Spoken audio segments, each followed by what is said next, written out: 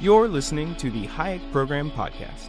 This podcast includes audio from lectures, interviews, and discussions from scholars and visitors of the F.A. Hayek Program for Advanced Study in Philosophy, Politics, and Economics at the Mercatus Center at George Mason University. To learn more about the Hayek Program, visit ppe.mercatus.org. Hello, I am Dr. Virgil Henry Storr. It's February 26th, and I have the pleasure of having a conversation with Dr. Chamlee-Wright, who is the provost and dean of the college at Washington College in Eastern Shore, Maryland. I should also get on the record that Emily is a very good friend, that I've known her for over 20 years now, that she's the reason that I decided to become an economist. She's the reason that I decided to come to graduate school at George Mason University. She's the reason that I decided to study with Don Lavoie. She's the reason why I focus my research on the relationship between culture and economic activity. She's the reason that I got interested in looking at post-disaster recovery stuff, and we've done over a dozen things together, including academic articles and book chapters and the like. And so we've developed something of a shorthand. So I'll try to not use any shorthand today and spell things out. But so I guess, how about we begin at the beginning? You have a long history with George Mason University. You started out here as an undergraduate. Would you tell me about your time here as an undergraduate, what George Mason was like? I will. First, I want to say thank you, and it's a privilege and an honor to be interviewed by you. I'll probably end up saying more about that as we continue our conversation. I came to George Mason University as a business major, and that was my plan because I was very interested in the performing arts and really connected with the performing arts scene in Washington, D.C., and didn't want to disconnect from those relationships. So I wanted to be close enough, so I came to Mason, and I thought it was very practical to study business so I could then have a business acumen as I built a career in the performing arts. And I took Jim Bennett's econ introductory micro theory, and he terrified me. And just out of sheer terror, I worked really hard, and I did pretty darn well in that first course. And I continued on, and I took the sequence, the macro sequence at the intermediate level, and that included a course with Don Boudreau, and I was just hooked. I loved econ by then, and I was real excited, and I said, well, what's the next course I get to take? And my business major advisor said, well, no, you're done. You don't need to take any more econ, but you do need to take more accounting and finance. And it just sent a cold shiver through my heart because I hated accounting, and I was really sad that I didn't get to take more econ. And I thought that should be a sign of something. And so I thought about it, and I shifted gears to economics. And that's when I got to take Karen Vaughn's Austrian course, and finally I got to take Don Lavoie's comparative economic systems course. And it was on the first day of that class. I can still remember it.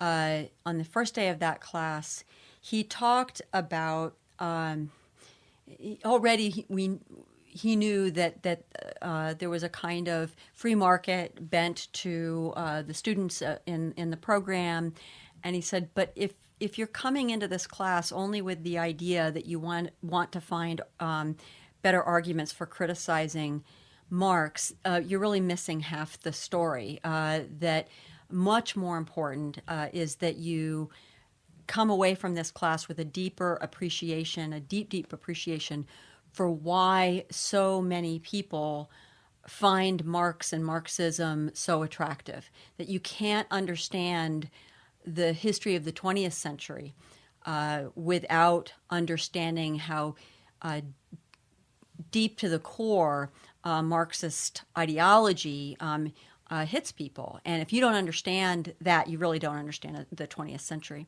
And that was the first thing that really just caught my attention, that this guy was the real deal, right? A real scholar. And the second thing he said that just caught me was he then started talking about the history of fascism. And he said, what is it? It's to any student of the 20th century, you've got to take seriously the question of what it was that allowed a society that was the source of some of the most sophisticated philosophy, some of the best science and engineering, so much of the most beautiful and sublime music. What allowed that society to systematically murder 6 million of its own people? And that was like, you take a step back. And before you could even catch your breath, he said, and as economic students of this period, it is your duty to understand what economics has to do with this, the answer to that question.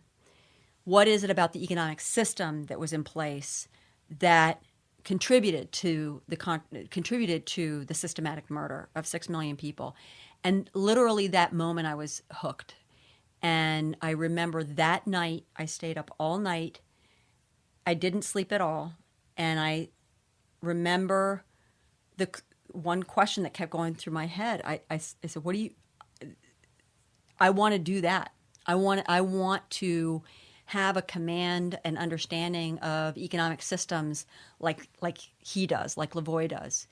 And I want to be able to teach it because that's sparking the imagination in young people's minds. And I want to be able to do it. On top of all that, I want to be able to do it as good as he does it. And the next thought was, well, that means you're going to have to get your PhD in economics. And that was the moment I decided that's what I was going to do. So I absolutely want to talk more about Dawn. Dawn is a shared mentor of Emily and mine. But I want to ask you to go back a little bit more. You talked about taking a few econ courses and wanting to take increasingly more econ courses. What was it about economics that was attractive even early on, before the Austrian economics, before the Dawn's recognition of the importance of understanding how certain economic systems work and what have you? It definitely was the clarification of thinking that once seen through the economic lens, so much that sounded complicated or misguided or stupid suddenly made sense. I could suddenly make sense of a lot of things like public policy that didn't make any sense whatsoever.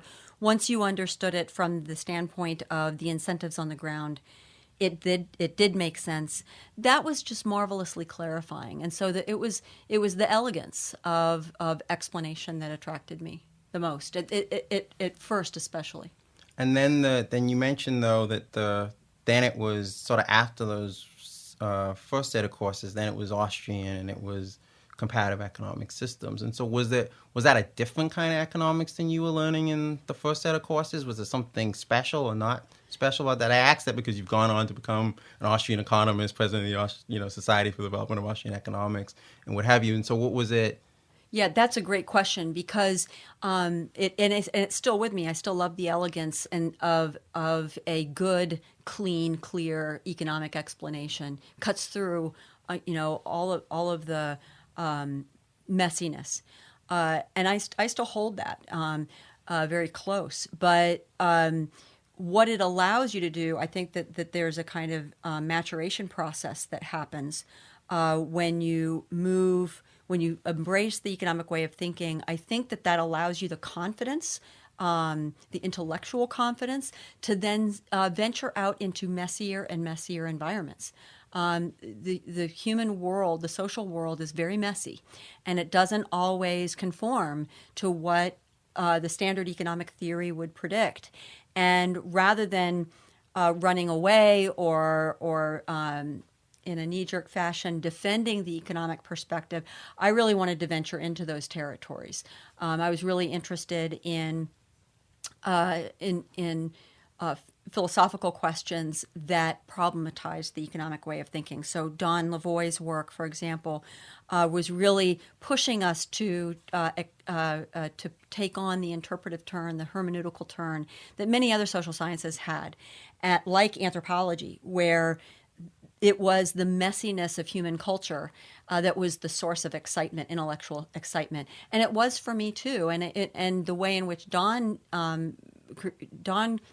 opened up that space was you were never told to leave behind the elegance of the economic explanation. You were invited to bring that with you as we ventured into the territory where we were thinking about the more complicated dimensions of human decision making and human interaction. And so I liked the fact that Austrian economics and comparative systems invited the conversation around the messiness of the social world.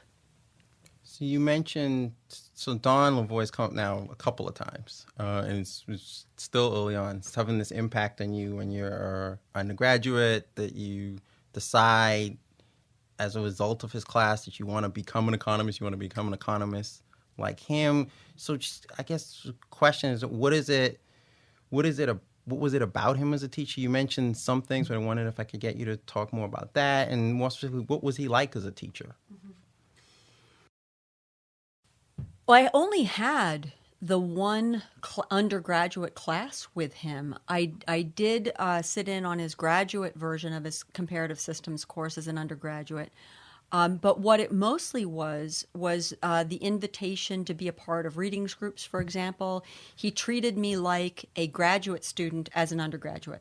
He invited me into those circles, and I'm sure I was a total pain in the rear end to the graduate students who had worked so hard to get close to him. And here was this undergraduate, kind of, tugging at their coattails kind of thing. And I look back on that now and I realize now that I'm on the other end of it, how incredibly patient they were. Because like I said, I was like a puppy who was, tripping all over herself. Just 3 steps behind them in terms of I hadn't done nearly the reading that the graduate students had done, but still I was entering into these conversations, trying to do my best and trying to participate, which probably was, again, pretty annoying. But Don, was just wildly enthusiastic about this undergrad who was expressing this kind of passion for the ideas, and so his willingness to work with me one-on-one in independent studies it felt like getting treated like a graduate student. I will tell you the worst part of all of that, though, was being a first-year graduate student, and I was just a first-year graduate student. I was not special at that point. I mean, at least that's the way, Don had to, I think Don consciously took a step back because I had to get through econometrics. I had to get through micro and macro. I had to get through the math econ sequence. And that, and it's like he needed to figure out whether or not I was going to be around for the second year. And a lot of people weren't around for the second year. And so he did take a step back in that first year. And I kind of got what he was doing, that I needed to bond with my cohort and bond over the common experience that all graduate students go through in their first year. And it's decidedly non-Austrian, or at least it was at the time. And it was pretty standard, the approach that was taken. And I think that was a kind of, are you going to make it in the discipline test year? But I did, and I did come back for that second year, and the world opened back up to me again, and I did get to start taking courses, again with Jack High. I had taken some with him as an undergrad, and I got to take more courses with Jack and Don and Karen, and that and Dick Wagner, and that opened up those doors again intellectually, and so I got to breathe and exhale again. So I want to come back at some point and ask you about who the other students were that were around when you were an undergraduate and a graduate student, but just staying on Don for a minute. So he, was influenced by some eclectic thinkers, right? And so there's the standard sort of Austrian ones, Mises, Hayek, Rothbard, maybe Kerzner, who was his teacher at NYU, Lockman, obviously, who he really embraced, but then folks like Gadamer and, the anthropologist Clifford Geertz, and political things like Hannah Arendt and Foucault, and sort of these sort of wide-ranging influences. And I guess I was just curious, do you share any of those influences? If you do share any of them, could you sort of maybe mention a couple and talk about why they were important to you, or why they mattered to you? Yeah, and we were wrestling a lot then with Jürgen Habermas. That was a challenge. And Martin Heidegger was the other one that was a real challenge. But definitely it was there's still an emphasis though with Hayek. I think that was a principal emphasis in a lot of the readings groups, because he would pair a Hayekian reading with a Gadamer reading, and so Gadamer was very, very influential in my thinking. But it was in tandem with some other social scientific text. So we might be reading Geertz, for example, alongside Gadamer. We might be reading Hayek alongside Gadamer, because he really wanted that conversation between the philosophical hermeneutics and the social science, because it was diving into the philosophical hermeneutics, I think for him, and at least I took it this way, was not an end in and of itself. It was to make our science better. It was to make economics better. And so it was kind of what's the word, when it was a lever point, but it was a fundamental shift in how I thought about my work ever after. I couldn't not think about that work other than through a kind of interpretive hermeneutical lens once we had really dived deep into it. But it was always then circling back to the Austrian economics. But I would say that it's that pairing of, say, Hayek and Gadamer that really shaped my thinking. And in particular, shaped my thinking around the project of understanding social learning. That this was what was exciting about Austrian economics to me. I was interested in entrepreneurship. I was interested in a lot of the themes that we see in human action, for example. But what really excited me was Hayek's explorations of social learning. And the spontaneous order themes that we see in Hayek were, I think, paralleled in Gadamer. And there was this healthy respect that I could see between these two literatures that mutually influenced and made one another better. And that circuit of interaction between philosophical hermeneutics and the social learning threads of Hayek's work were what were most exciting to me. So it's interesting you say that, because when I read your work, there are three things that jump out at me, sort of when and I think are consistent across the board, from your, the papers you were writing when you were in graduate school to your most recent efforts. And one is that there's this sort of desire to do field work, and it's based on field work and its commitment to doing field work as a part of the empirical process. That there's this sort of recognition that culture is playing some role in shaping people's behaviors and attitudes. And then this third thing is what you just mentioned, which is sort of appreciation for social learning processes and the capacity of these systems and structures to really make it possible for individuals to discover new knowledge and to coordinate activities and the like. And so I guess I wanted to ask you, one, if you agree with that, and then two, if you do agree with that, why these particular things and how do they work together, and are they connected in some way? Yeah, and I think that you were right to hone in on Gadamer and the interpretive turn that Don was really trying to emphasize with his students, because I think that thread is common throughout these three things. So if we want to really understand human decision making, if we want to have an economics that's an economics of meaning, where we're really taking seriously the plans and purposes of individuals, really taking seriously the role that their expectations play in their action, if we want to take seriously the pathways of learning that are generated from those actions and how that feeds into the kind of endogenous sources of change that Austrians are so good at identifying, that we don't boil down to a place of static equilibrium. We are constantly in the process of generating internally a source of sources of change. So much of those sources of change are the learning that happens as we engage in meaningful acts. And so if we want to understand all of that, we've got to understand what are the interpretive frameworks that decision makers are bringing to the task of making a decision, developing and executing a plan. And that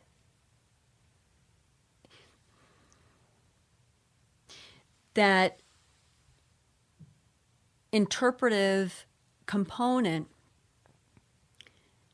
necessarily to me means that you need to be talking about what's the context in which people are enmeshed when they're starting to make a decision, when they're trying to process all the information that's coming at them, when they're trying to think through what they've learned. What's the context? And the cultural context is critical there. So if we want to understand the interpretive frameworks that people bring with them as they're making decisions and carving out strategies of action, the cultural context is critical. And if the cultural context is critical, then you really need to start doing field work where you can talk to people. And again, I don't dismiss or disregard the quantitative emphasis of our discipline. I think that there's very good reason why it has a quantitative thrust. But my own comparative advantage and my own interest is in asking the questions, well, what do we learn if we go beyond that? If we have an aggregate data set and we're able to generate quantifiable results from that, that's a great first step in my mind. But then I want to ask, well, what do we learn if we flip the veil up off of those aggregate outcomes or aggregate results and try to understand the nuance? Again, diving back into the messiness of the social world. What happens if we start, paying attention to the very specific details from which people are drawing as they're forming and as their decisions are being framed out by their interpretive perspective? That requires fieldwork. And you really have to talk to real human beings to be able to do that. So to me, the sort of interpretive turn is the answer to the question of why culture. It's also the answer to the question of why fieldwork. And to me, it's also the answer to the question of why social learning, because that's what's really exciting about economics, is that we are able to generate through these individual decisions that people make, we generate outcomes that have a kind of unintended beauty and coordination that goes well beyond whatever could have been designed by the individual. But somehow we must be able to connect those individual decisions that people are making and the widespread unintended social outcomes that emerge. Well, how do we build that connection? There's got to be some way that we're building that connection. And I do think that connection has to go back to an economics of meaning. We have to understand how it is that people are interpreting their circumstances, and we have to dive into that interpretive framework. And that's, again, we're back to field work. So, and the emphasis on culture. So those three things do fit together for me, and they all are tied to the interpretive project. So I've heard you in the past. I think I've read you also using this example of the social scientists putting together puzzle pieces. Could you just walk me through what that metaphor is meant to signal, like how it works and what the mechanics of it are, and what it's meant to sort of illustrate? Because I think it gets at this sort of connection that you were just talking about between fieldwork culture and social learning. Sure. So as social scientists, it's a little bit like when we're trying to understand some very complex social phenomenon. So it could be economic development, or it could be recovery after a catastrophic disaster. Name your complex social phenomenon that you want to try to understand. There's a couple of different ways that we can think about trying to tackle that problem. One is the standard approach within economics is really kind of seeing the problem as a kind of racehorse, where you've got multiple factors that could explain the phenomenon, and so you set up some factors of explanation against each other, and you kind of let them run the racehorse and see which factors have the most explanatory power, right? And that's sort of the quantitative econometric approach, is that we want to figure out which explanatory variable has the most power there. There are some phenomena, though, that are far more complex, that it's really not racehorse-like. It's more like a puzzle. And one way to see the puzzle is how different pieces fit together. So you could imagine a puzzle that's very simple, one of those big 24-piece puzzles that a kid you might give a child, and in pretty short order, the child puts it together, and you can kind of see the puzzle take shape, where you can kind of see the picture. But our puzzles could get more complex. So imagine a puzzle that is now far more complicated, like a 1,000-piece puzzle. It's difficult to do, but still accomplishable, right? Especially if you've got a picture of the puzzle in front of you, which most of us do. If we do a puzzle with 1,000 pieces, we look at the picture that we're trying to get at. Complex social phenomena tend not to be like that, though. We're not really trying. We can't really quite get at what the explanation is. In part because it's like someone's handed us the puzzle in a paper sack rather than a box with the picture on it, and so we're trying to put it together, and it's really much more difficult. Now imagine that the puzzle is three-dimensional and with odd shapes, and you're trying to figure out how the puzzle pieces fit together.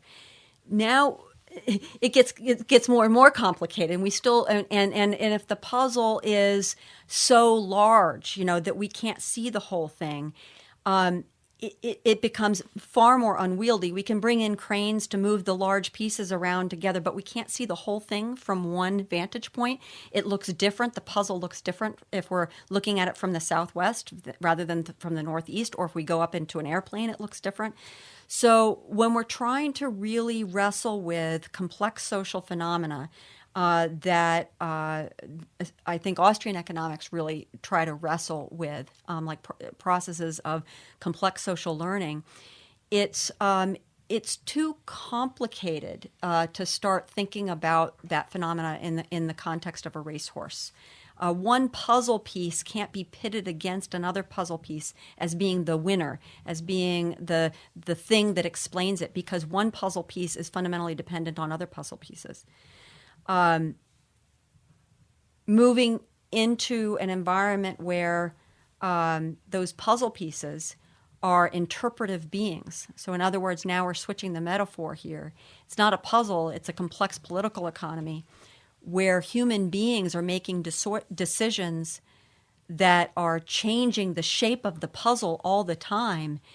Now suddenly the puzzle becomes so complicated that we really need to kind of step inside and start really understanding from the perspective of the human beings that make up this large puzzle, how they're understanding their own circumstances within this puzzle, within this political economy. And if we step in, we do give up that aerial view. We do give up that ability to see, the competing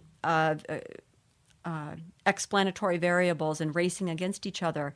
But we gain so much more in terms of our ability to understand what is shaping the perspective of the decision makers inside that political economy puzzle. So I can imagine, though, someone hearing that and saying, if they weren't sympathetic, saying, so what you're saying is that social science at best can teach us a lot about individual cases, but can't really teach us anything about general phenomena, right? Because you've now got the social scientists inside the puzzle, up close, looking really at details, and you've admitted already that depending on where you enter, you might get a different picture, and that your answer might not be, is going to be necessarily one of many possible answers and what have you. And so is there a way to address that concern, or is that just not a legitimate concern? Or no, I think that would be a legitimate concern if what someone took away from that explanation was that it's only about the investigator getting inside and up close to the phenomenon that she's trying to understand. I think that would be problematic, right? What I'm talking about is, think about a triangle, okay? A triangle with legs that have some distance to them. So you've got the phenomenon at one point of the triangle. You've got the phenomenon that you're trying to understand. So it might be economic development. It might be something like post-disaster recovery that I'm trying to understand as the phenomenon.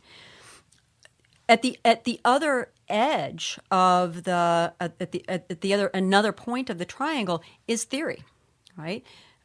Economic theory, political theory. What's the sociological theory, anthropological theory? What theoretical perspective we have is the starting point that enables us to start asking good questions, right? That's an important piece of understanding the puzzle, is that when we enter in and up close to the puzzle, we're going in not really as other pieces of the puzzle. We're going in armed with the theoretical perspective that we bring. So economic theory is among those that we would bring with us as we're engaging in this up close investigation and exploration. At the other end of at the other point of the triangle is the investigator herself. So the investigator is armed with theory, but also armed with the ability to actually engage and talk to the subjects who are experiencing the phenomenon. And so there are moments when you want to shorten up that leg of the triangle between the investigator and the phenomenon, right? Or the investigator and the subject who's experiencing the phenomenon, so you can actually have a conversation and learn from them.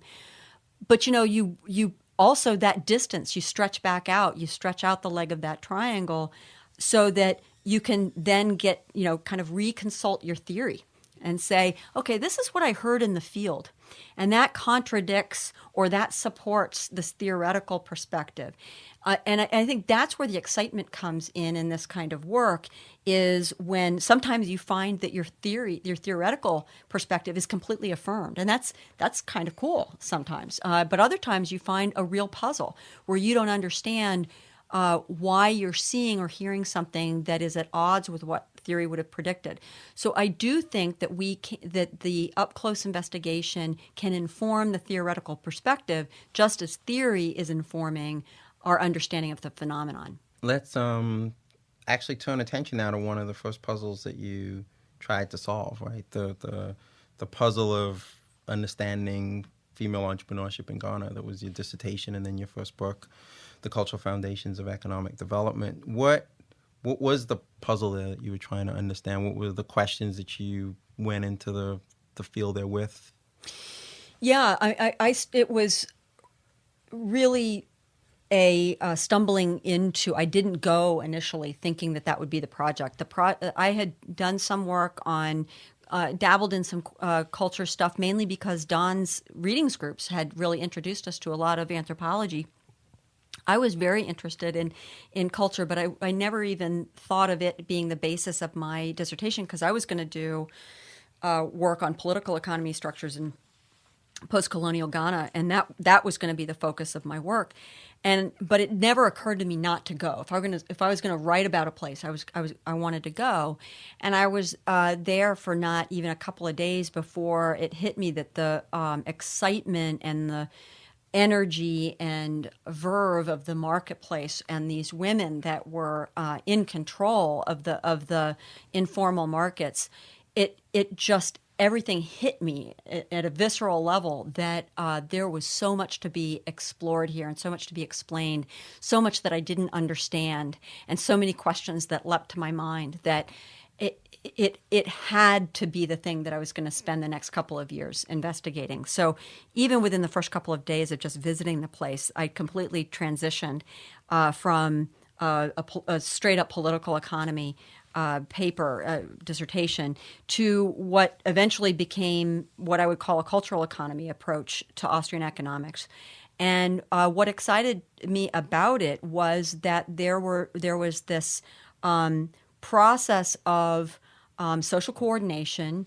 There were clearly processes of social learning and discovery that were not obvious. That were shaping the very specific form of economic development in that context. And it had to have cultural explanations. That there was no way that pure theory, divorced from context, could get us where we needed to go in terms of an explanation of the patterns of economic development that I was seeing. And so it just was an obvious thing that it never occurred to me not to do field work, which is, I look back on that now, it's really nuts. It's really crazy, right? Because very few people in economics does field work. And at the time, nobody did. And so it was a really foolhardy thing for me to do. But, I told Don about it, and he's like, oh, great. That sounds like a great idea. So no one ever stopped me. No one ever told me I couldn't, right? So that's what I did. But I'm not sure if I answered your question. You did, but let me sort of push you a little bit. So you mentioned fieldwork isn't something that economists do.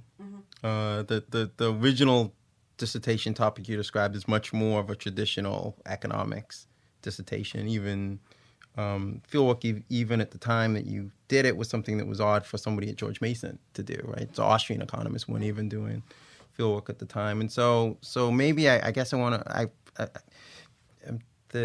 ask you, so how did that work, right? So a lot of people haven't done field work. They may, graduate students may be contemplating doing field work. Professional economists may be thinking of adding it. In that first instance, how did it work? Because you weren't trained in doing this, and so could you just sort of walk us through the process? You get on the ground to do field work in Ghana, and you do what? You talk to who? Well, I do have to credit John Payton, who was a Robinson professor here and a celebrated anthropologist who did his work in West Africa. So he was very, very helpful to me. But for the most part, it was self-taught, and I read up on ethnographic methods, and so if I were to describe what the best approaches towards ethnography, it wouldn't necessarily be what I practiced in those early days, because I'd made a lot of mistakes, and I had to go back and redo stuff that had I been more seasoned and had I been trained better, I wouldn't have made those mistakes. But ultimately, what you want to be able to do is to create opportunities for where people can share their understanding of their own decision-making processes and their interpretation of the world. You don't want to rely on mostly what I'm not doing. When I'm doing field work, I'm not trying to gather facts, right? I'm in the sense of there are things that are unknown about what happened, for example, and then here were some people who might have been witnesses, and then I want to gather facts. I mean, I think that's what a journalist does, for example. As a social scientist, we can almost find better sources for factual information that's been verified and double-checked. So the value of talking to people is almost always not about gathering the facts as much as gathering an understanding of the different perspectives that are shaping their decision-making, gathering an understanding of the different narratives that are shaping a social context. So the same phenomenon, same political event, for example, the same shift in the way in which the marketplace was governed, the same events, the same quote-unquote facts can be seen completely differently depending on whether it was a yam trader versus an onion trader. It might be seen very differently if it was someone from who spoke Twi rather than Fanti, right? So these differences were what I was trying to capture and understand.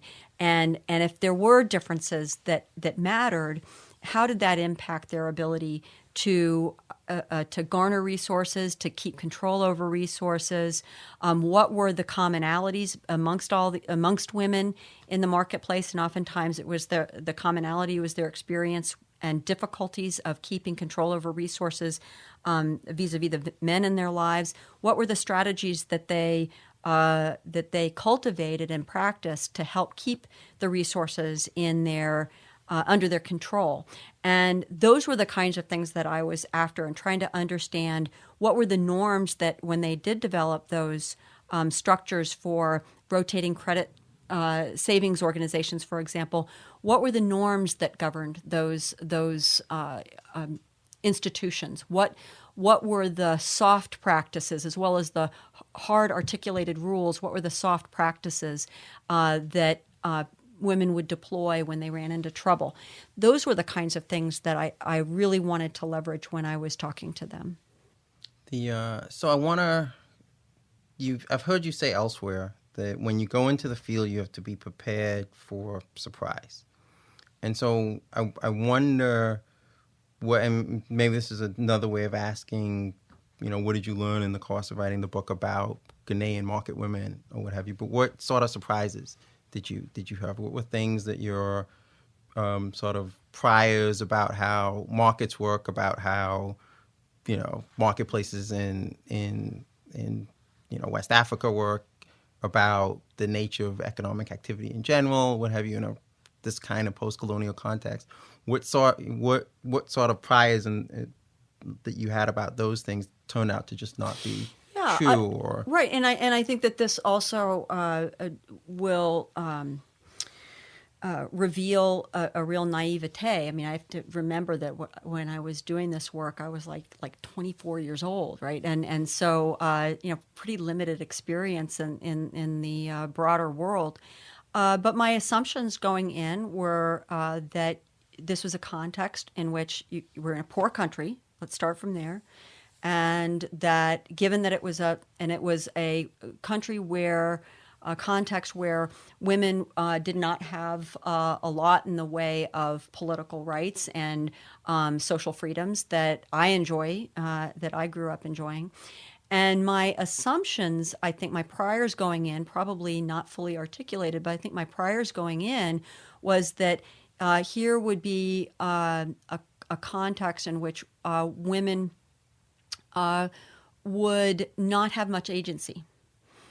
And that, I think, was one of the things that was so shocking when I saw the vitality of the informal marketplace. I think that's one of the things that shocked me out of that. Right? Is that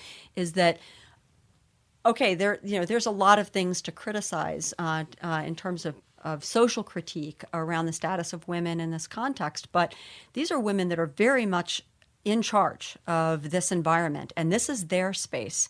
And literally, men would have to ask permission to be able to operate within that space, and oftentimes they wouldn't be granted permission to operate within that space, and they knew their boundaries, and it was where there was a power hierarchy embedded within the informal market, and there was far more agency and social power than I understood there to be initially, and that would certainly not have surprised anybody who grew up in that context, but it sure surprised me, right? And it was one of the and also it's important to know that in those that was the late 80s, early 90s. And so it was the height of, for me, feminist critiques of social structures. And so I saw oppression everywhere, right? And there, again, there was a lot to criticize. But at the same time, I think it was humbling to me to recognize how much power and agency was in the hands of women because they seized it, they grabbed it, and under very, very difficult circumstances. And that was humbling to have that awakening. So your next time in the field, if I'm not mistaken, is when you end up in Zimbabwe. Mm-hmm. And so what was that about? What did you go there to try to study or understand, and what did you end up? Sure. I mean, doing? Again, when you're a faculty member at a small liberal arts college, you learn how to take advantage of opportunities when they present themselves to you. We did not, as a college, have a study abroad program in Ghana, but we did have one in Zimbabwe. So I led the study abroad program in Zimbabwe and brought 25 students with me from colleges in the Midwest with me, and it was one of the two most incredible teaching experiences of my life. It was really, really transformational because it was that engaged teaching and learning that happens beyond the traditional classroom that was full bore. And there's nothing like being in country with a group of students and doing this kind of engaged discovery work collaboratively with students where you didn't know from one day to the next what you were going to discover. And so the work I was doing with students felt in one way like a certain kind of field work, but it did, by proximity, it allowed me to be there. And I could do, while I was teaching, I was also doing more research in the marketplace. And again, this was an area where women were dominant, but it was a very different culture. This was a Shona culture, which was, instead of being matriarchal like the Akan are in West Africa and in Ghana, this was a patriarchal community. And women were still dominant in the marketplace, but they had very different inheritance structures. They had very different property relations, very different rules around the family purse. And so that really was allowing me to triangulate between my own context of what I understand as market engagement from a Western perspective, introduced to what that looked like, what markets looked like in West Africa. There was so much that was different, but I wasn't quite sure, just with that one case, what was West African versus African generally, what was a particular tribal expression of market exchange that would be different and so what it allowed me to do in Zimbabwe was to really triangulate and to understand better what things I had observed were sub-Saharan African versus West African. And because the things that I observed in South Africa or Southern Africa were just really quite different. And so that was very helpful to me as a scholar. It was a clear sign that I was not going to become a West African specialist. And that was okay with me because it was really more the broader themes of culture and economics that I was interested in. So I saw it as an opportunity to really develop a better diversity of my understanding of what was going on in terms of culture and economics by having a different example. I learned more by going to a different place. So I want to ask you a question actually related to fieldwork, both the Ghanaian experience and the Zimbabwe experience. So you're not from either Ghana or Zimbabwe. No. It would be difficult, I would think, for you to pass as being from either of those places. How do you, but yet something like a fieldwork would seem to require that the people you talk to trust you, want to share their stories about their lives, about their judgments, about their meanings, and the other things that you've talked about as being important. How do you overcome that challenge of getting people who are not like you in a lot of ways to share sort of? Well, one thing is never fool yourself that you're going to completely overcome it. I mean, I think that's really important. Clearly, had I come from a Ghanaian context, for example, if I had grown up and I looked like them, and I could speak the native West African languages, that would have been a leg up in many ways. Don't get me wrong, that would have been helpful. But given that I couldn't do that, there are other ways to present oneself that gains trust. And one way I found that to present myself was as a learner. And it helped in that case that, especially when I was starting out, that I was young, that I didn't look much different from an undergraduate student. And so I had an interpreter who worked with me who would introduce me when introducing me to the interview subjects. She would introduce me in a soft voice that I was a student and that I was doing a little research project and that just wanted to ask some questions in a very, very deferential manner. And what I realized she was doing is, had she gone in and said, and had kind of pumped me up as someone with more status, that would have not been a good way in. That would have not put people at ease. By emphasizing the fact that I was in a learning posture, by emphasizing the fact that I just wanted to learn from them, that they were the experts, people were very, very gracious, and they were, and because I was an outsider, they understood that everything needed to be explained to me. And that was really helpful from the standpoint of fieldwork, because it meant that they were forcing themselves to articulate what to an insider would have been obvious.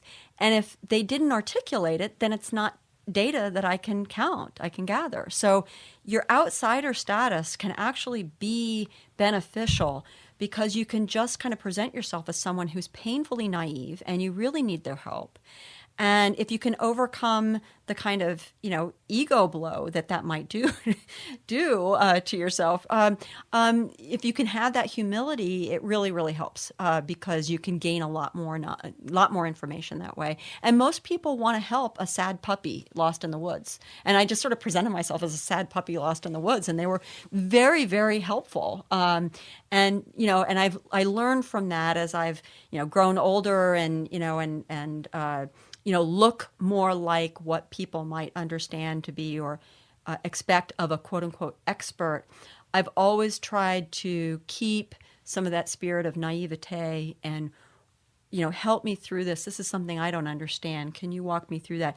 And that's hard for a scholar because as scholars, we're trained to present ourselves as if we know a lot of stuff. We are trained to present ourselves as being in the know. And so suddenly you have to present yourself as really being someone who's, again, that lost puppy who needs guidance. That can be a hard shift for a scholar, but it's really been an important one to my work. So your next time in the field was actually a project that we worked on together, in the Gulf Coast Recovery Project, where we were trying to sort of look at post-disaster recovery. I guess a question that I've actually puzzled over for a decade now is, why would an economist be interested in post-disaster recovery? You can understand why an economist would be interested in entrepreneurship or market women or economic practices like rotating credit and these kinds of things. These all, even if the approach using fieldwork or what have you isn't an approach that the typical economist might do, you could still see that these are clearly something that an economist would be interested in. But why would an economist be interested in Well, first, disaster recovery? you and I both need to, as we often do, credit Pete Becky for getting that insight right away, that he was listening carefully to the discourses, the competing narratives on what was going on just after the storm. And he kept thinking, goodness, we need the economist's narrative in this, that was just conspicuous by its absence. And so when he invited us in, that was the first question we talked about is what is the advantage that we bring to the table in terms of our economic background and training.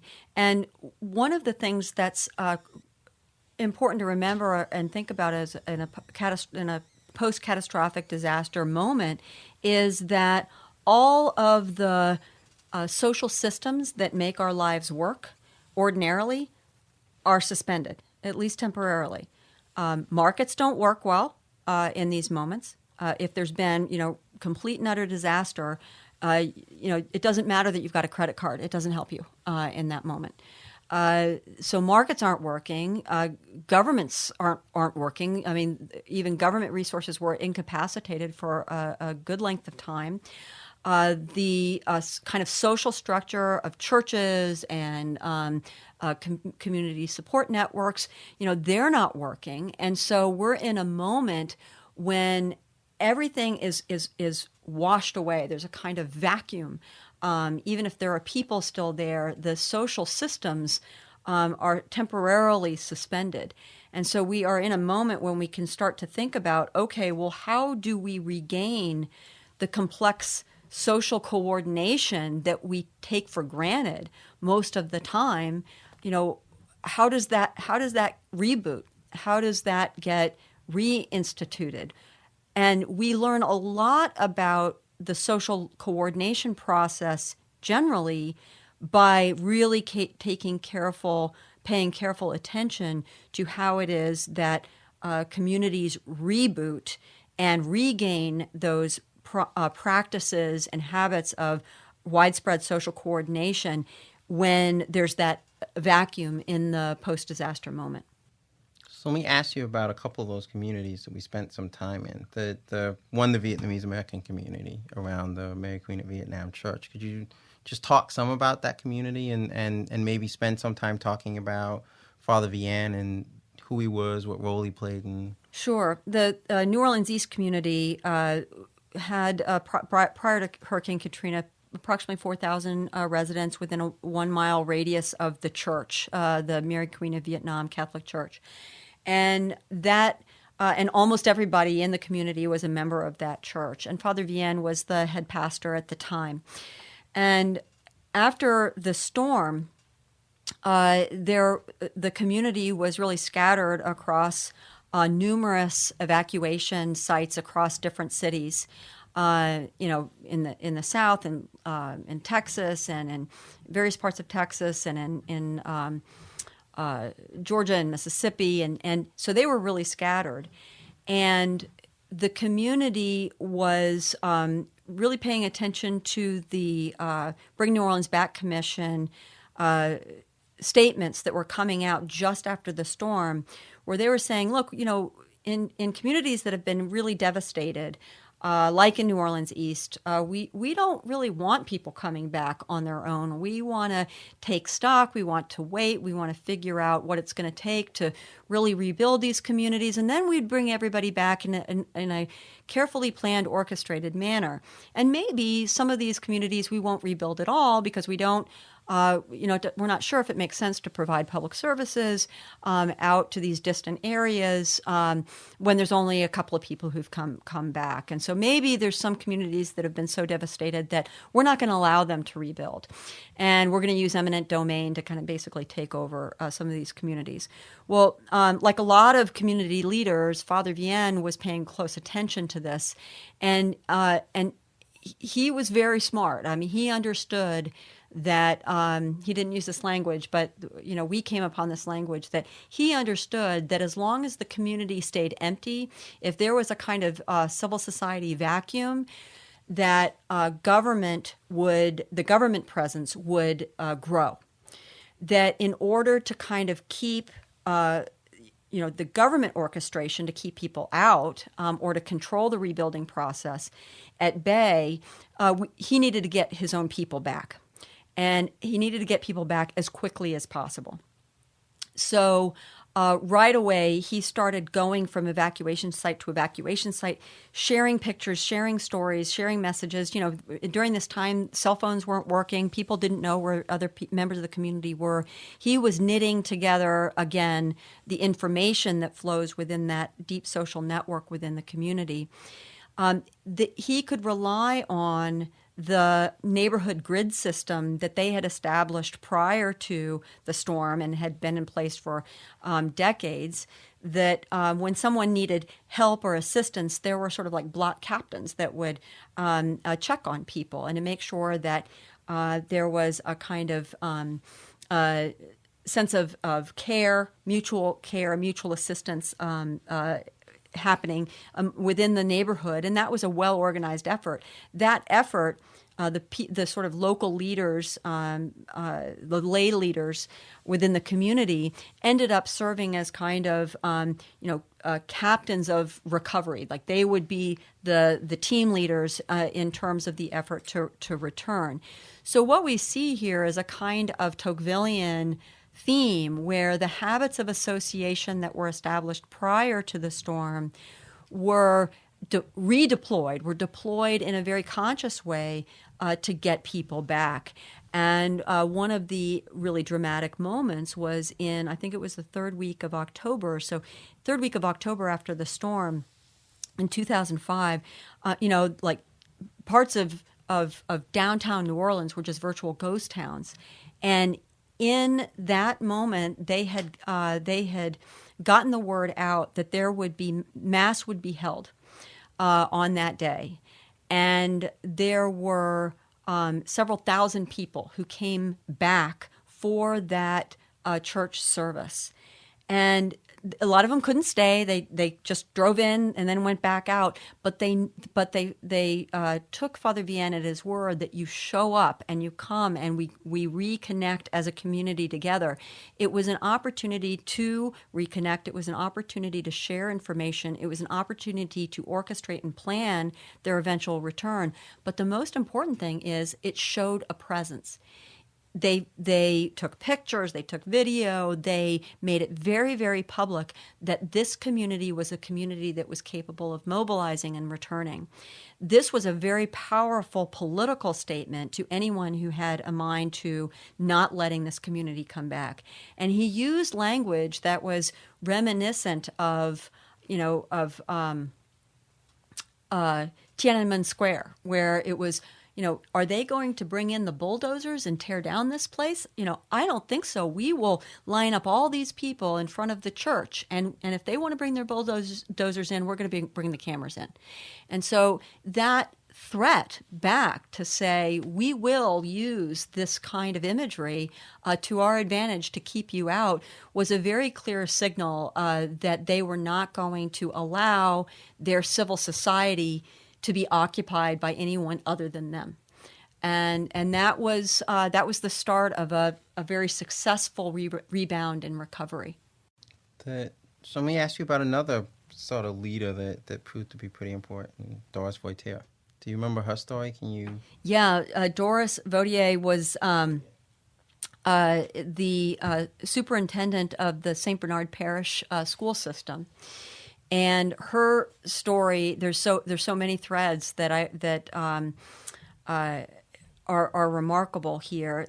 One that I won't do justice is the leadership role she played in the storm itself in making sure that people were safe. She stayed behind because she knew that there were people who were vulnerable, who wouldn't have been able to get out, a lot of them who were physically disabled in some way or another, that she knew that the school was going to be their shelter of last resort, and she was going to be there with them. And that was a harrowing experience as a wall of water came in down from the Ninth Ward after the levee breach.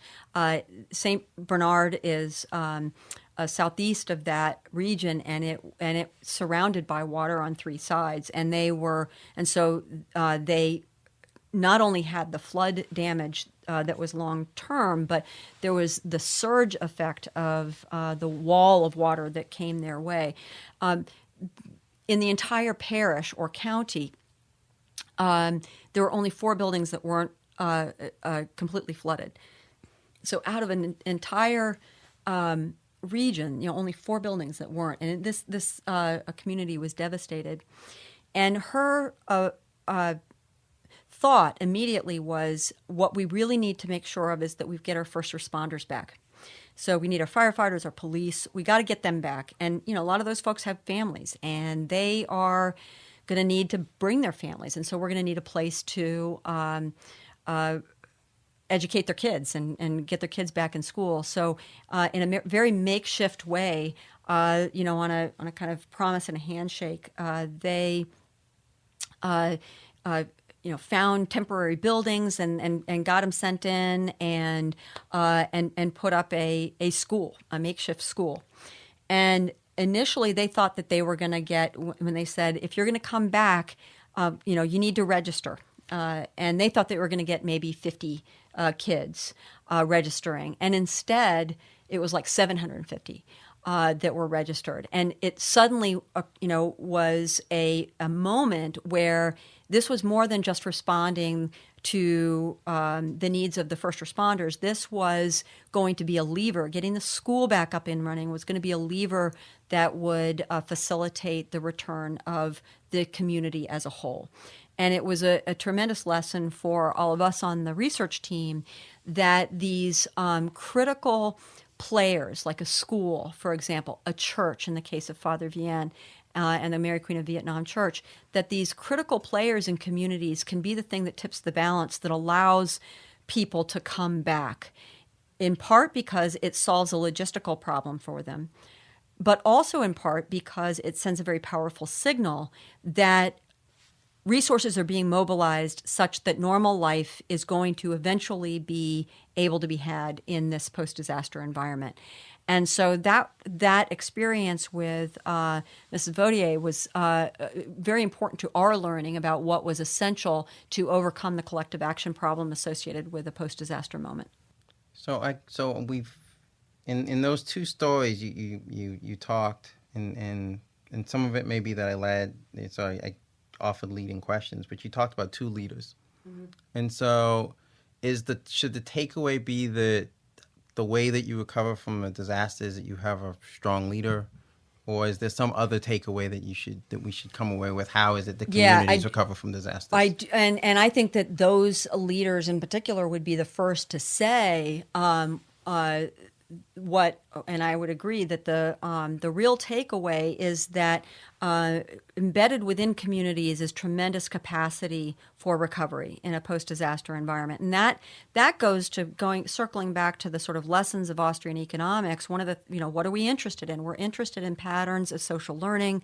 So for example, whether it's economic development or recovery in a post-disaster context, overcoming a collective action problem, these are examples of social learning and widespread social coordination. Leaders can play a role, but the reason why they were able to play a role is because they were very, very good at tapping the capacity within the community. So in the case of St. Bernard Parish, when the schools got back up and running, what was illustrative about that set of stories was that individual members of the community were playing a critical part in getting the school back up and running. There were dozens of people who were critical to those first early weeks, volunteering their time, making it happen. It wasn't all Doris Vaudier, and she would be the first to acknowledge that.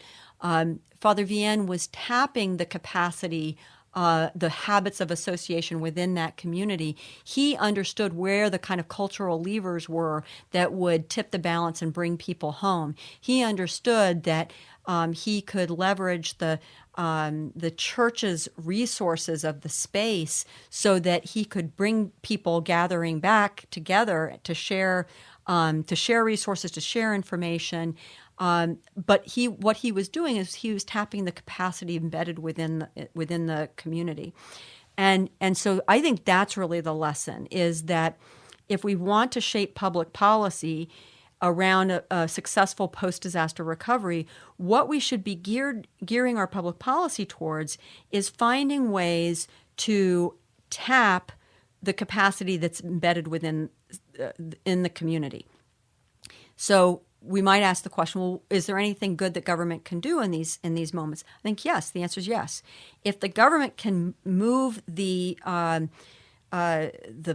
fallen trees or houses that are in the middle, that have been shifted off of their foundation and are now in the middle of the road, if they can get in quickly and move those so that people can get past, can use the road to get to their property, that's a very simple example that shows that there's capacity in the person who wants to get to his house and fix it. But if he can't get there, that's a real problem. So government can be most helpful not by fixing that person's home, right? Because you could only do so much if that was your strategy. But if you can get the barriers out of the way, if you can get the roadblocks out of the way, you open up and tap the capacity within the community. And similarly, if we think about some of the public policy that was in place, some of the public policy acted as barriers. And they put on brakes into not allowing people to come back, having extended curfews that wouldn't allow people to return. Public policy that puts the brakes on the recovery and allowing people to return who have the capacity to return, that's a real problem. So think about those policies that stand in the way. They're like the trees or the houses that have been shifted into the middle of the road. No one can get past them. If we clear those out, we are doing a better job in terms of developing a post-disaster environment that's going to generate very speedy recovery.